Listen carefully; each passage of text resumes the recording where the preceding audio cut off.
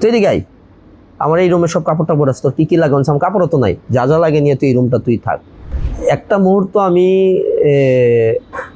কখনোই বলবো না, শুরুর দিক থেকে আমি একদিন ওর বাসায় প্যারিসে রাত্রের বেলা আমাদের ডিনার করলাম। ডিনার করে আমি যেই হোটেলটা নিছি ওর বাসা থেকে বুজিবাল থেকে 4 কিলোমিটার দূরত্ব, তখন আমার এরকম বন্ডিংও ক্রিয়েট হয় নাই। আমি নতুন দিক থেকে, প্রচণ্ড বৃষ্টি হচ্ছিল, শীতের দিন, ভোরে, তখন কোনো উবার আসতেছিল না। যাকে উবার ডাকি কাইটা দেয়, কারণ ওই জায়গাটা একটু উপরে ছিল, পাহাড়ের ওঠার মতো আর কি, আর প্রচুর বৃষ্টি। তো তখন আমাদের আমরা নর্মালি আড্ডা মারি, পকার খেলি।